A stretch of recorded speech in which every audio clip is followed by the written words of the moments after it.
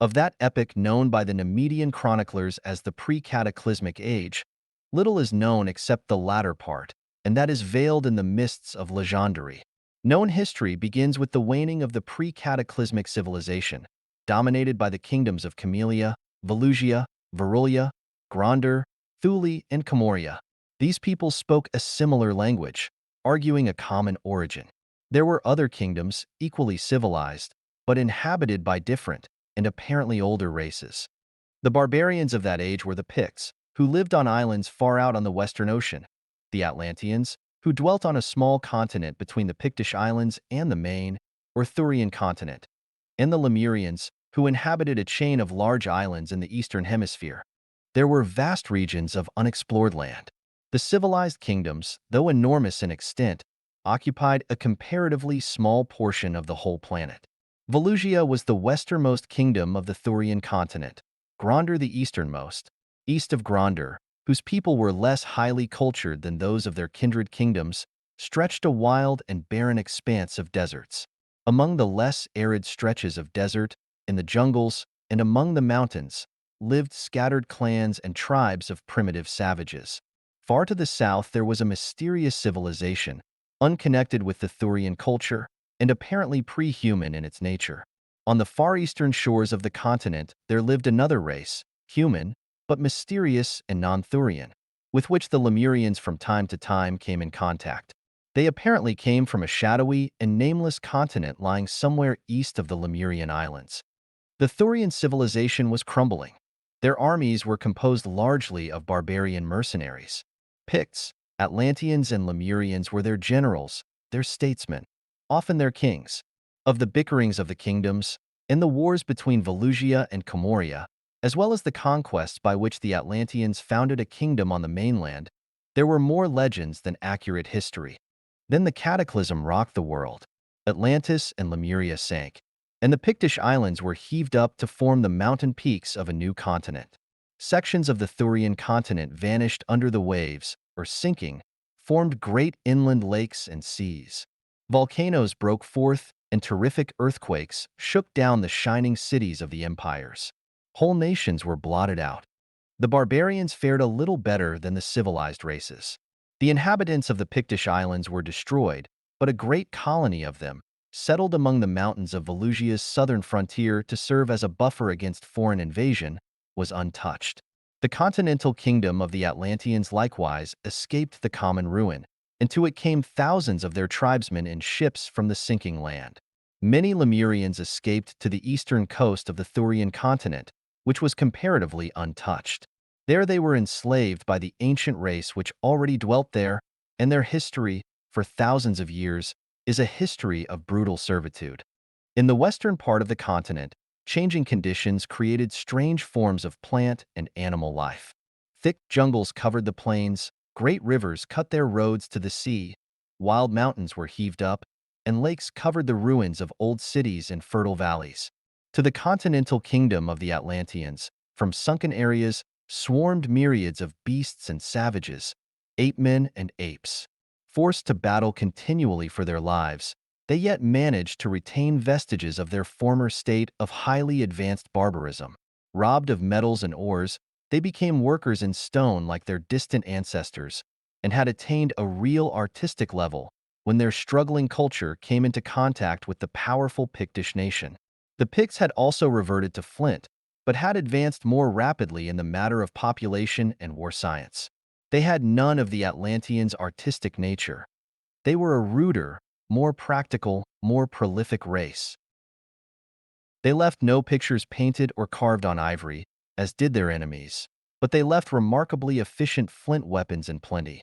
These Stone Age kingdoms clashed, and in a series of bloody wars, the outnumbered Atlanteans were hurled back into a state of savagery, and the evolution of the Picts was halted. 500 years after the cataclysm, the barbaric kingdoms have vanished. It is now a nation of savages, the Picts, carrying on continual warfare with tribes of savages, the Atlanteans. The Picts had the advantage of numbers and unity, whereas the Atlanteans had fallen into loosely knit clans. That was the west of that day. In the distant east, cut off from the rest of the world by the heaving up of gigantic mountains and the forming of a chain of vast lakes. The Lemurians are toiling as slaves of their ancient masters. The far south is still veiled in mystery. Untouched by the cataclysm, its destiny is still pre-human. Of the civilized races of the Thurian continent, a remnant of one of the non-Volusian nations dwells among the low mountains of the southeast, the Zemri. Here and there about the world are scattered clans of apish savages, entirely ignorant of the rise and fall of the great civilizations. But in the far north another people are slowly coming into existence. At the time of the cataclysm, a band of savages, whose development was not much above that of the Neanderthal, fled to the north to escape destruction. They found the snow countries inhabited only by a species of ferocious snow apes, huge, shaggy white animals, apparently native to that climate. These they fought and drove beyond the Arctic Circle, to perish, as the savages thought. The latter, then, adapted themselves to their hardy new environment and throve. After the Pictish-Atlantean Wars had destroyed the beginnings of what might have been a new culture, another, lesser cataclysm further altered the appearance of the original continent, left a great inland sea where the chain of lakes had been, to further separate west from east, and the attendant earthquakes, floods, and volcanoes completed the ruin of the barbarians which their tribal wars had begun. 1,000 years after the lesser cataclysm, the Western world is seen to be a wild country of jungles and lakes and torrential rivers. Among the forest-covered hills of the northwest exist wandering bands of ape men, without human speech, or the knowledge of fire or the use of implements. They are the descendants of the Atlanteans, sunk back into the squalling chaos of jungle bestiality from which ages ago their ancestors so laboriously crawled. To the southwest dwell scattered clans of degraded, cave-dwelling savages, whose speech is of the most primitive form, yet who still retain the name of Picts, which has come to mean merely a term designating men, themselves, to distinguish them from the true beasts with which they contend for life and food. It is their only link with their former stage.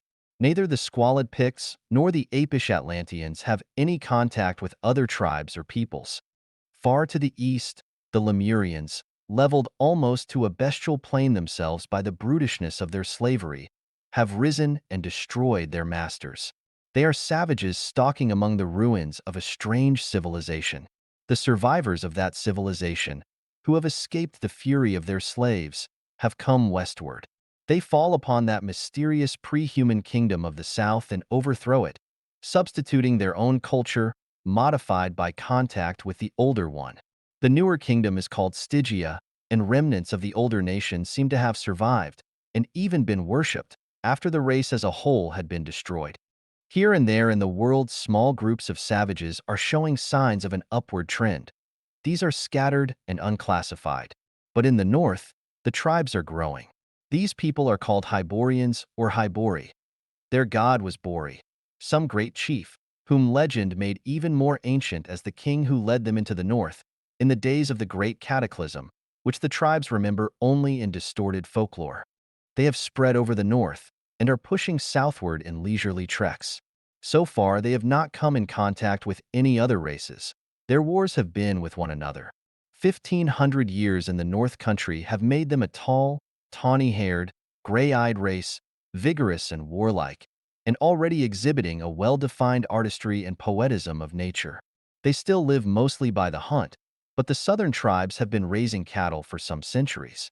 There is one exception in their so far complete isolation from other races. A wanderer into the far north returned with the news that the supposedly deserted ice wastes were inhabited by an extensive tribe of ape-like men, descended, he swore, from the beasts driven out of the more habitable land by the ancestors of the Hyborians. He urged that a large war party be sent beyond the Arctic Circle to exterminate these beasts, whom he swore were evolving into true men. He was jeered at. A small band of adventurous young warriors followed him into the north, but none returned. But tribes of the Hyborians were drifting south, and as the population increased, this movement became extensive. The following age was an epoch of wandering and conquest. Across the history of the world, tribes and drifts of tribes move and shift in an ever-changing panorama. Look at the world 500 years later. Tribes of tawny-haired Hyborians have moved southward and westward, conquering and destroying many of the small, unclassified clans. absorbing the blood of conquered races.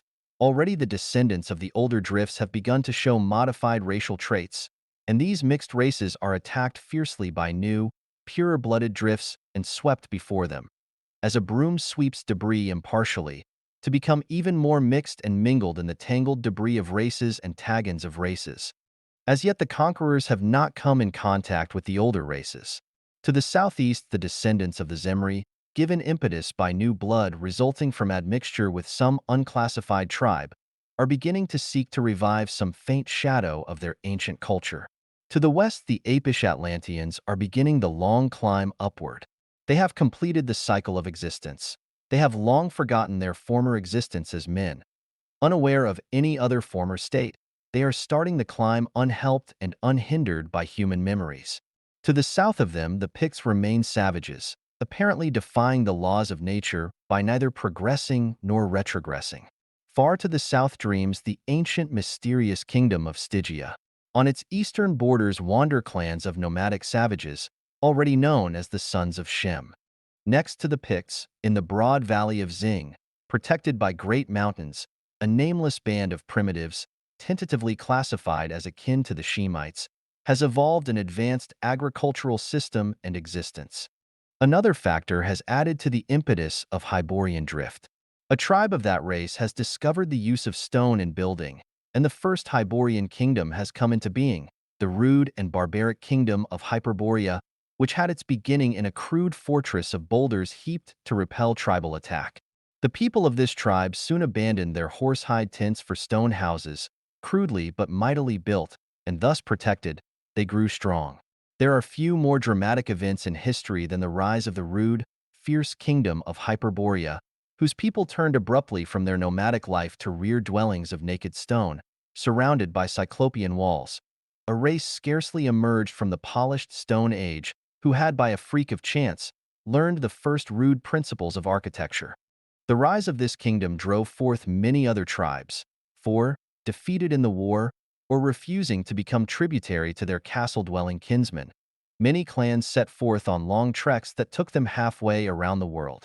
And already the more northern tribes are beginning to be harried by gigantic blonde savages, not much more advanced than ape-men. The tale of the next 1,000 years is the tale of the rise of the Hyborians, whose warlike tribes dominate the Western world. Rude kingdoms are taking shape. The tawny-haired invaders have encountered the Picts, driving them into the barren lands of the West.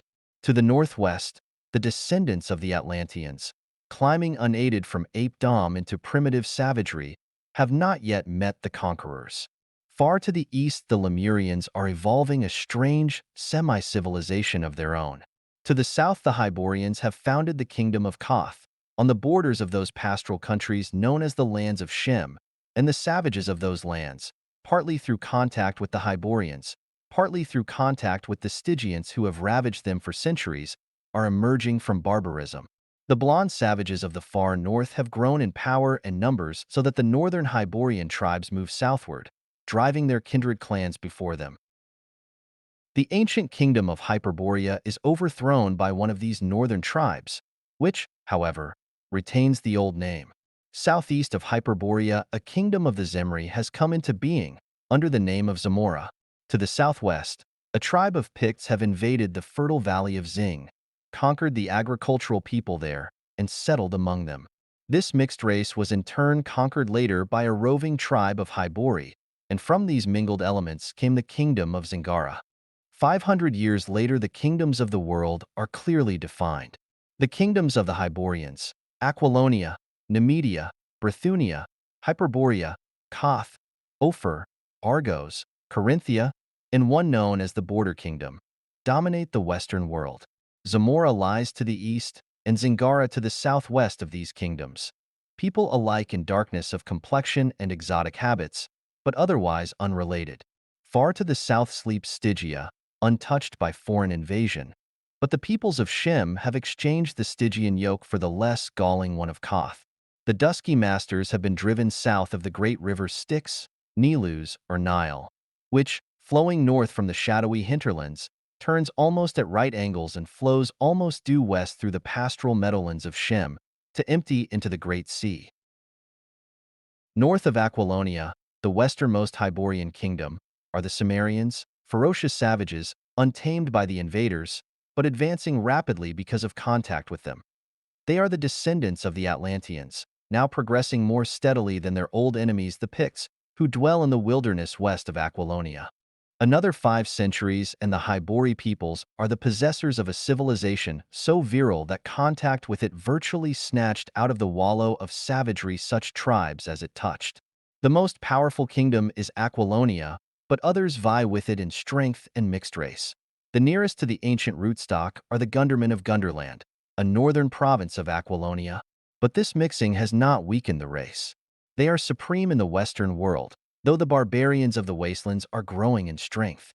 In the north, golden-haired, blue-eyed barbarians, descendants of the blonde Arctic savages, have driven the remaining Hyborian tribes out of the snow countries, except the ancient kingdom of Hyperborea, which resists their onslaught. Their country is called Nordheim, and they are divided into the red-haired Vanir of Vanaheim and the yellow-haired Aesir of Asgard. Now the Lemurians enter history again as Hyrcanians. Through the centuries they have pushed steadily westward, and now a tribe skirts the southern end of the great inland sea, Vilayet, and establishes the kingdom of Tehran on the southwestern shore. Between the inland sea and the eastern borders of the native kingdoms lie vast expanses of steppes, and in the extreme north and extreme south, deserts.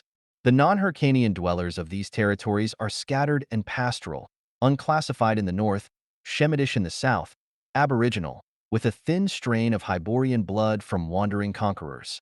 Toward the latter part of the period, other Hyrcanian clans push westward, around the northern extremity of the inland sea, and clash with the eastern outposts of the Hyperboreans. Glance briefly at the peoples of that age. The dominant of Hyborians are no longer uniformly tawny-haired and gray-eyed. They have mixed with other races.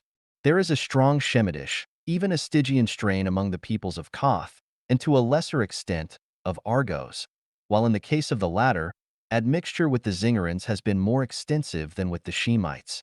The eastern Brythunians have intermarried with the dark-skinned Zamorians, and the people of southern Aquilonia have mixed with the brown Zingerans until black hair and brown eyes are the dominant type in Poitin, the southernmost province. The ancient kingdom of Hyperborea is more aloof than the others, yet there is alien blood in plenty in its veins, from the capture of foreign women, Hyrcanians, Aesir, and Zamorians. Only in the province of Gunderland, where the people keep no slaves, is the pure Hyborian stock found unblemished. But the barbarians have kept their bloodstream pure.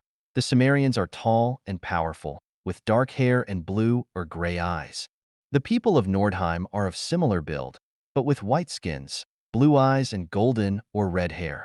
The Picts are of the same type as they always were, short, very dark, with black eyes and hair. The Hyrcanians are dark and generally tall and slender, though a squat slant-eyed type is more and more common among them, resulting from mixture with a curious race of intelligent, though stunted, aborigines conquered by them among the mountains east of Vilayet on their westward drift. The Shemites are generally of medium height, though sometimes when mixed with Stygian blood, gigantic, broadly and strongly built, with hooked noses, dark eyes, and blue-black hair. The Stygians are tall and well-made, dusky, straight-featured. At least the ruling classes are of that type. The lower classes are a downtrodden, mongrel horde, a mixture of Negroid, Stygian, Shemitish, even Hyborian bloods. South of Stygia are the vast black kingdoms of the Amazons, the Kushites, the Atlayans, and the hybrid empire of Zimbabwe. Between Aquilonia and the Pictish wilderness lie the Bosonian marches, peopled by descendants of an aboriginal race, conquered by a tribe of Hyborians, early in the first ages of the Hyborian drift. This mixed people never attained the civilization of the purer Hyborians, and was pushed by them to the very fringe of the civilized world. The Bosonians are of medium height and complexion, their eyes brown or gray, and they are mesocephalic. They live mainly by agriculture, in large walled villages, and are part of the Aquilonian kingdom. Their marches extend from the border kingdom in the north to Zingara in the southwest, forming a bulwark for Aquilonia against both the Cimmerians and the Picts. They are stubborn defensive fighters, and centuries of warfare against northern and western barbarians have caused them to evolve a type of defense almost impregnable against direct attack. 500 years later, the Hyborian civilization was swept away. Its fall was unique in that it was not brought about by internal decay, but by the growing power of the barbarian nations and the Hyrcanians. The Hyborian peoples were overthrown while their vigorous culture was in its prime. Yet it was Aquilonia's greed which brought about that overthrow, though indirectly. Wishing to extend their empire, her kings made war on their neighbors. Zingara, Argos, and Ophir were annexed outright, with the western cities of Shem, which had, with their more eastern kindred, recently thrown off the yoke of Koth. Koth itself, with Corinthia and the eastern Shemitish tribes, was forced to pay Aquilonia tribute and lend aid in wars. An ancient feud had existed between Aquilonia and Hyperborea, and the latter now marched to meet the armies of her western rival.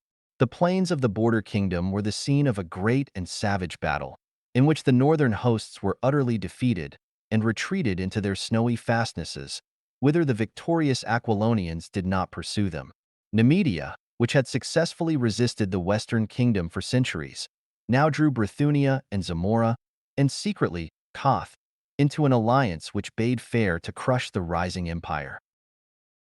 But before their armies could join battle, a new enemy appeared in the east, as the Hyrcanians made their first real thrust at the western world. Reinforced by adventurers from east of Vilayet, the riders of Tehran swept over Zamora, devastated eastern Corinthia, and were met on the plains of Brithunia by the Aquilonians, who defeated them and hurled them flying eastward.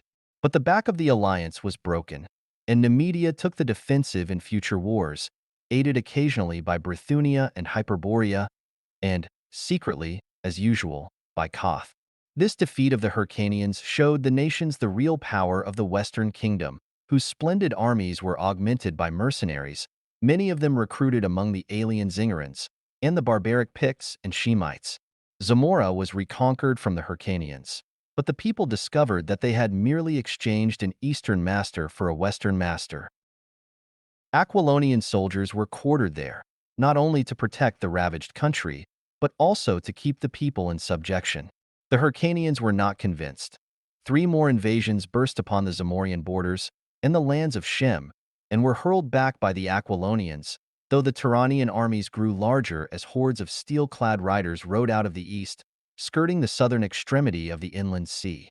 But it was in the west that a power was growing destined to throw down the kings of Aquilonia from their high places. In the north, there was incessant bickering along the Cimmerian borders between the black-haired warriors and the Nordheimer. And the Aesir, between wars with the Vanir, assailed Hyperborea and pushed back the frontier, destroying city after city. The Cimmerians also fought the Picts and Bessonians impartially, and several times raided into Aquilonia itself, but their wars were less invasions than mere plundering forays. But the Picts were growing amazingly in population and power. By a strange twist of fate, it was largely due to the efforts of one man, and he an alien, that they set their feet upon the ways that led to eventual empire. This man was Aruz, a Nemedian priest, a natural-born reformer. What turned his mind toward the Picts is not certain, but this much is history. He determined to go into the western wilderness and modify the rude ways of the heathen by the introduction of the gentle worship of Mitra. He was not daunted by the grisly tales of what had happened to traders and explorers before him, and by some whim of fate he came among the people he sought, alone and unarmed, and was not instantly speared. The Picts had benefited by contact with Hyborian civilization, but they had always fiercely resisted that contact. That is to say, they had learned to work crudely in copper and tin, which were found scantily in their country, and for which latter metal they raided into the mountains of Zingara, or traded hides, whale's teeth, walrus tusks, and such few things as savages have to trade. They no longer lived in caves and tree shelters, but built tents of hides and crude huts, copied from those of the Bessonians. They still lived mainly by the chase, since their wilds swarmed with game of all sorts, and the rivers and sea with fish, but they had learned how to plant grain, which they did sketchily, preferring to steal it from their neighbors the Bessonians and Zingarans. They dwelt in clans which were generally at feud with each other, and their simple customs were bloodthirsty and utterly inexplicable to a civilized man, such as Aruz of Nemedia. They had no direct contact with the Hyborians, since the Bessonians acted as a buffer between them. But Aruz maintained that they were capable of progress, and events proved the truth of his assertion, though scarcely in the way he meant. Aruz was fortunate in being thrown in with a chief of more than usual intelligence, Gorm by name. Gorm cannot be explained, any more than Genghis Khan, Othman, Attila, or any of those individuals who, born in naked lands among untutored barbarians, yet possessed the instinct for conquest and empire building. In a sort of bastard Bosonian, the priest made the chief understand his purpose, and though extremely puzzled, Gorm gave him permission to remain among his tribe unbutchered, a case unique in the history of the race. Having learned the language, Aruz set himself to work to eliminate the more unpleasant phases of Pictish life, such as human sacrifice, blood feud, and the burning alive of captives. He harangued Gorm at length, whom he found to be an interested, if unresponsive, listener. Imagination reconstructs the scene. The black-haired chief, in his tiger skins and necklace of human teeth, squatting on the dirt floor of the wattle hut, listening intently to the eloquence of the priest, who probably sat on a carven, skin-covered block of mahogany provided in his honor, clad in the silken robes of a Nemedian priest, gesturing with his slender white hands as he expounded the eternal rights and justices which were the truths of Mitra. Doubtless, he pointed with repugnance at the rows of skulls which adorned the walls of the hut and urged Gorm to forgive his enemies instead of putting their bleached remnants to such use. Aruz was the highest product of an innately artistic race, refined by centuries of civilization. Gorm had behind him a heritage of 100,000 years of screaming savagery. The pad of the tiger was in his stealthy step, the grip of the gorilla in his black-nailed hands, the fire that burns in a leopard's eyes burned in his. Aruz was a practical man. He appealed to the savage's sense of material gain. He pointed out the power and splendor of the Hyborian kingdoms as an example of the power of Mitra, whose teachings and works had lifted them up to their high places. And he spoke of cities and fertile plains, marble walls and iron chariots, jeweled towers, and horsemen in their glittering armor riding to battle. And Gorm, with the unerring instinct of the barbarian, passed over his words regarding gods and their teachings, and fixed on the material powers thus vividly described. There, in that mud-floored wattle hut, with the silk-robed priest on the mahogany block and the dark-skinned chief crouching in his tiger hides, was laid the foundations of empire. As has been said, Aruz was a practical man. He dwelt among the Picts and found much that an intelligent man could do to aid humanity, even when that humanity was cloaked in tiger skins and wore necklaces of human teeth. Like all priests of Mitra, he was instructed in many things. He found that there were vast deposits of iron ore in the Pictish hills, and he taught the natives to mine, smelt, and work it into implements, agricultural implements, as he fondly believed. He instituted other reforms, but these were the most important things he did. He instilled in Gorm a desire to see the civilized lands of the world. He taught the Picts how to work in iron, and he established contact between them and the civilized world. At the chief's request, he conducted him and some of his warriors through the Bosonian marches, where the honest villagers stared in amazement into the glittering outer world. Aruz no doubt thought that he was making converts right and left because the Picts listened to him and refrained from smiting him with their copper axes. But the Pict was little calculated to seriously regard teachings which bade him forgive his enemy and abandon the warpath for the ways of honest drudgery. It has been said that he lacked artistic sense. His whole nature led to war and slaughter. When the priest talked of the glories of the civilized nations, his dark-skinned listeners were intent, not on the ideals of his religion, but on the loot which he unconsciously described in the narration of rich cities and shining lands.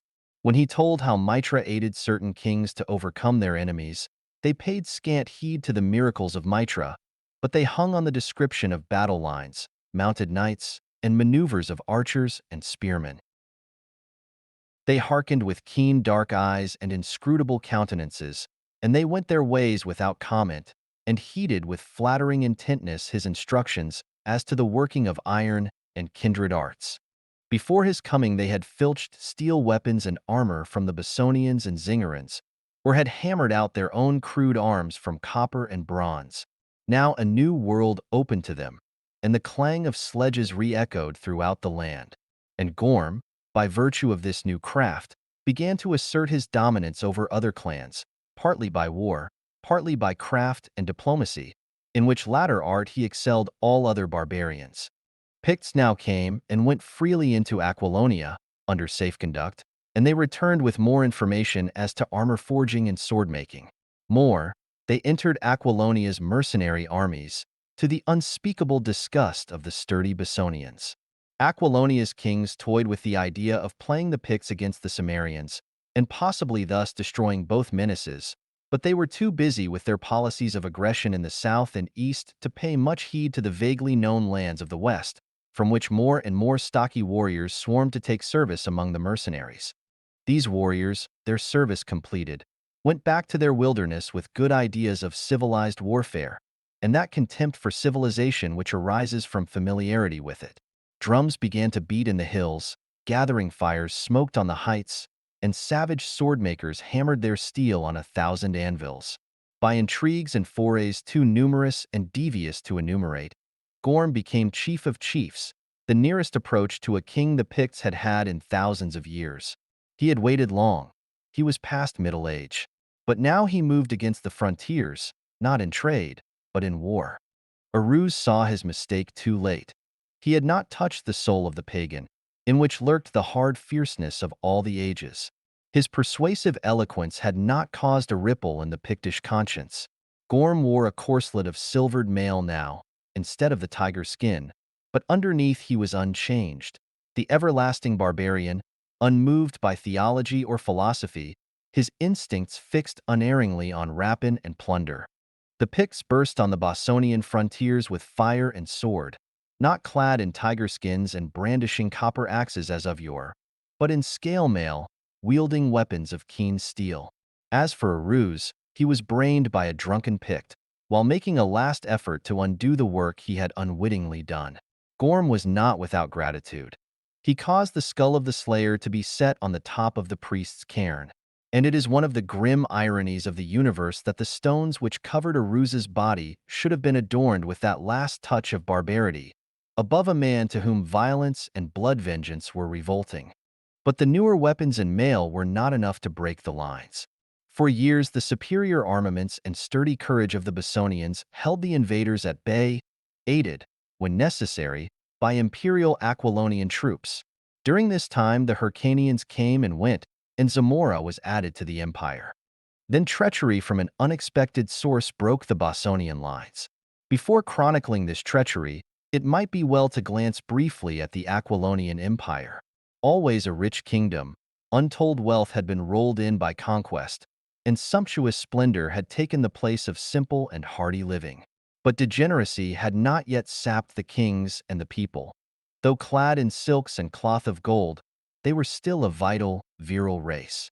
But arrogance was supplanting their former simplicity.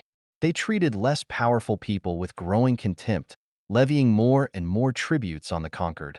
Argos, Zingara, Ophir, Zamora, and the Shemite countries were treated as subjugated provinces, which was especially galling to the proud Zingarans, who often revolted, despite savage retaliations. Koth was practically tributary, being under Aquilonia's protection against the Hyrcanians. But Nemedia, the Western Empire, had never been able to subdue, although the latter's triumphs were of the defensive sort and were generally attained with the aid of Hyperborean armies. During this period, Aquilonia's only defeats were her failure to annex Nemedia, the rout of an army sent into Cimmeria, and the almost complete destruction of an army by the Aesir. Just as the Hyrcanians found themselves unable to withstand the heavy cavalry charges of the Aquilonians, so the latter, invading the snow countries, were overwhelmed by the ferocious hand-to-hand fighting of the Nordics. But Aquilonia's conquests were pushed to the Nilus, where a Stygian army was defeated with great slaughter, and the king of Stygia sent tribute, once at least, to divert invasion of his kingdom. Bithynia was reduced in a series of whirlwind wars, and preparations were made to subjugate the ancient rival at last, Nemedia. With their glittering hosts greatly increased by mercenaries, the Aquilonians moved against their old-time foe, and it seemed as if the thrust were destined to crush the last shadow of Nemedian independence. But contentions arose between the Aquilonians and their Bosonian auxiliaries. As the inevitable result of imperial expansion, the Aquilonians had become haughty and intolerant. They derided the ruder, unsophisticated Bosonians, and hard feeling grew between them, the Aquilonians despising the Bosonians and the latter resenting the attitude of their masters, who now boldly called themselves such, and treated the Bosonians like conquered subjects, taxing them exorbitantly and conscripting them for their wars of territorial expansion, wars the profits of which the Bosonians shared little. Scarcely enough men were left in the marches to guard the frontier, and hearing of Pictish outrages in their homelands, whole Bosonian regiments quit the Nemedian campaign and marched to the western frontier, where they defeated the dark-skinned invaders in a great battle.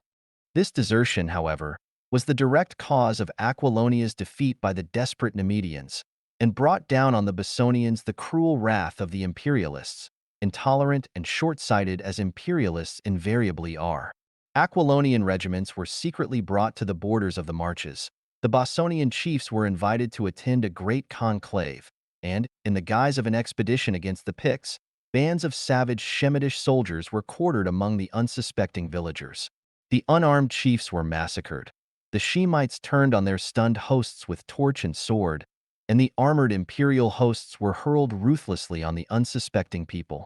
From north to south the marches were ravaged, and the Aquilonian armies marched back from the borders, leaving a ruined and devastated land behind them. And then the Pictish invasion burst in full power along those borders. It was no mere raid, but the concerted rush of a whole nation, led by chiefs who had served in Aquilonian armies and planned and directed by Gorm. An old man now, but with the fire of his fierce ambition undimmed. This time there were no strong-walled villages in their path, manned by sturdy archers, to hold back the rush until the imperial troops could be brought up. The remnants of the Bosonians were swept out of existence, and the blood-mad barbarians swarmed into Aquilonia, looting and burning, before the legions, warring again with the Nemedians, could be marched into the west. Zingara seized this opportunity to throw off the yoke, which example was followed by Carinthia and the Shemites. Whole regiments of mercenaries and vassals mutinied and marched back to their own countries, looting and burning as they went. The Picts surged irresistibly eastward, and host after host was trampled beneath their feet. Without their Bosonian archers, the Aquilonians found themselves unable to cope with the terrible arrow fire of the barbarians. From all parts of the empire legions were recalled to resist the onrush, while from the wilderness horde after horde swarmed forth, in apparently inexhaustible supply. And in the midst of this chaos, the Cimmerians swept down from their hills, completing the ruin. They looted cities, devastated the country, and retired into the hills with their plunder. But the Picts occupied the land they had overrun, and the Aquilonian Empire went down in fire and blood.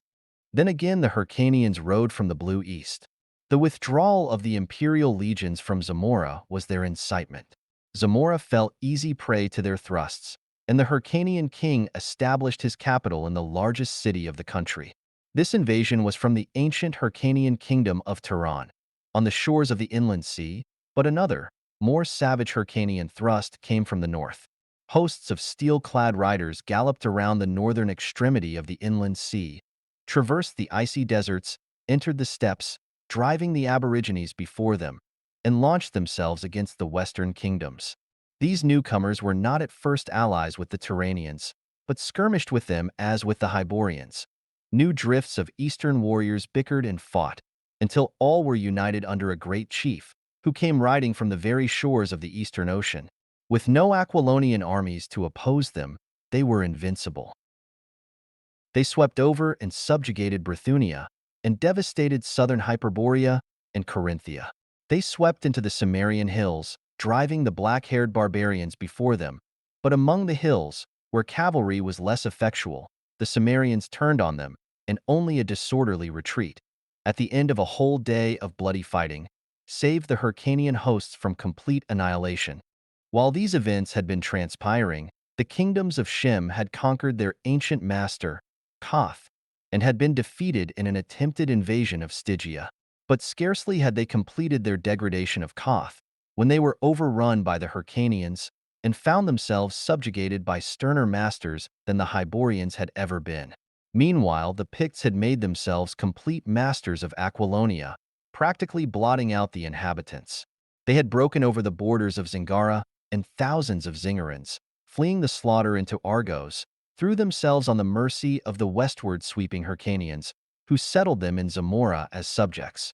Behind them as they fled, Argos was enveloped in the flame and slaughter of Pictish conquest, and the slayers swept into Ophir and clashed with the westward riding Hyrcanians. The latter, after their conquest of Shem, had overthrown a Stygian army at the Nilus and overrun the country as far south as the Black Kingdom of Amazon, of whose people they brought back thousands as captives, settling them among the Shemites. Possibly they would have completed their conquests in Stygia, adding it to their widening empire, but for the fierce thrusts of the Picts against their western conquests. Nemedia, unconquerable by Hyborians, reeled between the riders of the east and the swordsmen of the west, when a tribe of Asir, wandering down from their snowy lands, came into the kingdom and were engaged as mercenaries. They proved such able warriors that they not only beat off the Hyrcanians, but halted the eastward advance of the Picts. The world at that time presents some such picture. A vast Pictish empire, wild, rude, and barbaric, stretches from the coasts of Vanaheim in the north to the southernmost shores of Zingara. It stretches east to include all Aquilonia except Gunderland, the northernmost province, which, as a separate kingdom in the hills, survived the fall of the empire and still maintains its independence. The Pictish Empire also includes Argos, Ophir, the western part of Koth, and the westernmost lands of Shem.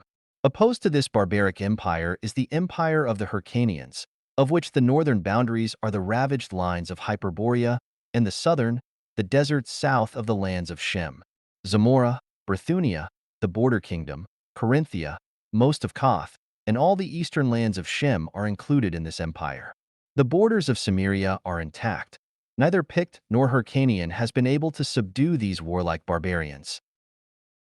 Nemedia, dominated by the Asir mercenaries, resists all invasions. In the north Nordheim, Samaria and Nemedia separate the conquering races, but in the south, Koth has become a battleground where Picts and Hyrcanians war incessantly. Sometimes the eastern warriors expel the barbarians from the kingdom entirely. Again, the plains and cities are in the hands of the western invaders. In the far south, Stygia, shaken by the Hyrcanian invasion, is being encroached upon by the great Black Kingdoms. And in the far north, the Nordic tribes are restless, warring continually with the Cimmerians and sweeping the Hyperborean frontiers. Gorm was slain by Hyalmar, a chief of the Nemedian Asir. He was a very old man, nearly 100 years old. In the 75 years which had elapsed since he first heard the tale of empires from the lips of Aruz, a long time in the life of a man, but a brief space in the tale of nations.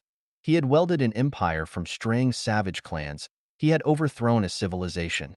He who had been born in a mud-walled, wattle-roofed hut, in his old age sat on golden thrones, and gnawed joints of beef presented to him on golden dishes by naked slave girls who were the daughters of kings. Conquest and the acquiring of wealth altered not the Pict. Out of the ruins of the crushed civilization, no new culture arose phoenix-like. The dark hands which shattered the artistic glories of the conquered never tried to copy them. Though he sat among the glittering ruins of shattered palaces and clad his hard body in the silks of vanquished kings, the Pict remained the eternal barbarian, ferocious, elemental, interested only in the naked primal principles of life, unchanging, unerring in his instincts which were all for war and plunder, and in which arts and the cultured progress of humanity had no place. Not so with the Asir who settled in Nemedia. These soon adopted many of the ways of their civilized allies, modified powerfully, however, by their own intensely virile and alien culture. For a short age, Pict and Hyrcanian snarled at each other over the ruins of the world they had conquered. Then began the Glacier Ages and the Great Nordic Drift. Before the southward moving ice fields, the northern tribes drifted, driving kindred clans before them. The Asir blotted out the ancient kingdom of Hyperborea, and across its ruins came to grips with the Hyrcanians. Nemedia had already become a Nordic kingdom, ruled by the descendants of the Asir mercenaries. Driven before the onrushing tides of Nordic invasion, the Cimmerians were on the march, and neither army nor city stood before them. They surged across and completely destroyed the kingdom of Gunderland, and marched across ancient Aquilonia, hewing their irresistible way through the Pictish hosts. They defeated the Nordic Nemedians and sacked some of their cities, but did not halt. They continued eastward, overthrowing a Hyrcanian army on the borders of Bithynia. Behind them, hordes of Asir and Vanir swarmed into the lands, and the Pictish Empire reeled beneath their strokes. Nemedia was overthrown, and the half-civilized Nordics fled before their wilder kinsmen, leaving the cities of Nemedia ruined and deserted. These fleeing Nordics, who had adopted the name of the older kingdom, and to whom the term Nemedian henceforth refers, came into the ancient land of Koth, expelled both Picts and Hyrcanians, and aided the people of Shem to throw off the Hyrcanian yoke. All over the Western world, the Picts and Hyrcanians were staggering before this younger, fiercer people. A band of Asir drove the eastern riders from Bithynia and settled there themselves, adopting the name for themselves. The Nordics who had conquered Hyperborea assailed their eastern enemies so savagely that the dark-skinned descendants of the Lemurians retreated into the steppes, pushed irresistibly back toward Vilayet. Meanwhile, the Cimmerians, wandering southeastward, destroyed the ancient Hyrcanian kingdom of Turan and settled on the southwestern shores of the inland sea.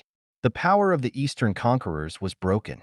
Before the attacks of the Nordheimer and the Cimmerians, they destroyed all their cities, butchered such captives as were not fit to make the long march, and then, herding thousands of slaves before them, rode back into the mysterious east, skirting the northern edge of the sea and vanishing from Western history until they rode out of the east again, thousands of years later, as Huns, Mongols, Tatars, and Turks. With them in their retreat went thousands of Zamorians and Zingerans, who were settled together far to the east, formed a mixed race, and emerged ages afterward as gypsies. Meanwhile, also, a tribe of Vanir adventurers had passed along the Pictish coast southward, ravaged ancient Zingara, and come into Stygia, which, oppressed by a cruel aristocratic ruling class, was staggering under the thrusts of the Black Kingdoms to the south. The red-haired Vanir led the slaves in a general revolt, overthrew the reigning class, and set themselves up as a caste of conquerors. They subjugated the northernmost Black Kingdoms and built a vast southern empire, which they called Egypt. From these red-haired conquerors, the earlier pharaohs boasted descent. The Western world was now dominated by Nordic barbarians. The Picts still held Aquilonia and part of Zingara and the western coast of the continent. But east to Vilayet, and from the Arctic Circle to the lands of Shem, the only inhabitants were roving tribes of Nordheimer, excepting the Cimmerians, settled in the old Turanian kingdom. There were no cities anywhere, except in Stygia and the lands of Shem. The invading tides of Picts, Hyrcanians, Cimmerians, and Nordics had leveled them in ruins, and the once dominant Hyborians had vanished from the earth, leaving scarcely a trace of their blood in the veins of their conquerors. Only a few names of lands, tribes, and cities remained in the languages of the barbarians, to come down through the centuries connected with distorted legend and fable, until the whole history of the Hyborian age was lost sight of in a cloud of myths and fantasies. Thus in the speech of the gypsies lingered the terms Zingara and Zamora. The Asir who dominated Nemedia were called Nemedians, and later figured in Irish history, and the Nordics who settled in Bithynia were known as Brythunians, Brythons, or Britons. There was no such thing, at that time, as a consolidated Nordic empire. As always, the tribes had each its own chief or king, and they fought savagely among themselves. What their destiny might have been will not be known, because another terrific convulsion of the earth, carving out the lands as they are known to moderns, hurled all into chaos again. Great strips of the western coast sank. Vanaheim and western Asgard, uninhabited and glacier-haunted wastes for 100 years, vanished beneath the waves. The ocean flowed around the mountains of western Cimmeria to form the North Sea. These mountains became the islands later known as England, Scotland, and Ireland, and the waves rolled over what had been the Pictish wilderness and the Bossonian marches. In the north, the Baltic Sea was formed, cutting Asgard into the peninsulas later known as Norway, Sweden, and Denmark, and far to the south the Stygian continent was broken away from the rest of the world. on the line of cleavage formed by the river Nilus in its westward trend. Over Argos, western Koth, and the western lands of Shem, washed the blue ocean men later called the Mediterranean. But where land sank elsewhere, a vast expanse west of Stygia rose out of the waves, forming the whole western half of the continent of Africa. The buckling of the land thrust up great mountain ranges in the central part of the northern continent. Whole Nordic tribes were blotted out, and the rest retreated eastward. The territory about the slowly drying inland sea was not affected, and there, on the western shores, the Nordic tribes began a pastoral existence, living in more or less peace with the Cimmerians and gradually mixing with them. In the west, the remnants of the Picts, reduced by the cataclysm once more to the status of Stone Age savages, began, with the incredible virility of their race, once more to possess the land, until, at a later age, they were overthrown by the westward drift of the Cimmerians and Nordics. This was so long after the breaking up of the continent that only meaningless legends told of former empires. This drift comes within the reach of modern history and need not be repeated. It resulted from a growing population which thronged the steppes west of the inland sea, which still later, much reduced in size, was known as the Caspian, to such an extent that migration became an economic necessity. The tribes moved southward, northward, and westward, into those lands now known as India, Asia Minor, and Central and Western Europe. They came into these countries as Aryans. But there were variations among these primitive Aryans, some of which are still recognized today, others which have long been forgotten. The Blondicaeans, Gauls, and Britons, for instance, were descendants of pure-blooded Asir. The Nemedians of Irish legendary were the Nemedian Asir. The Danes were descendants of pure-blooded Vanir. The Goths, ancestors of the other Scandinavian and Germanic tribes, including the Anglo-Saxons, were descendants of a mixed race whose elements contained Vanir, Asir, and Cimmerian strains. The Gaels, ancestors of the Irish and Highland Scotch, descended from pure-blooded Cimmerian clans. The Cymric tribes of Britain were a mixed Nordic-Cimmerian race which preceded the purely Nordic Britons into the Isles, and thus gave rise to a legend of Gaelic priority. The Cimbri who fought Rome were of the same blood, as well as the Gimuri of the Assyrians and Grecians, and Gomer of the Hebrews. Other clans of the Cimmerians adventured east of the drying inland sea, and a few centuries later mixed with Hyrcanian blood, returned westward as Scythians. The original ancestors of the Gaels gave their name to modern Crimea. The ancient Sumerians had no connection with the Western race. They were a mixed people of Hyrcanian and Shemitish bloods who were not taken with the conquerors in their retreat. Many tribes of Shem escaped that captivity, and from pure-blooded Shemites, or Shemites mixed with Hyborian or Nordic blood, were descended the Arabs, Israelites, and other straighter-featured Semites. The Canaanites, or Alpine Semites, traced their descent from Shemitish ancestors mixed with the Cushites settled among them by their Hyrcanian masters. The Elamites were a typical race of this type. The short, thick-limbed Etruscans, base of the Roman race, were descendants of a people of mixed Stygian, Hyrcanian, and Pictish strains, and originally lived in the ancient kingdom of Koth. The Hyrcanians, retreating to the eastern shores of the continent, evolved into the tribes later known as Tatars, Huns, Mongols, and Turks. The origins of other races of the modern world may be similarly traced. In almost every case, older far than they realize, their history stretches back into the mists of the forgotten Hyborian age.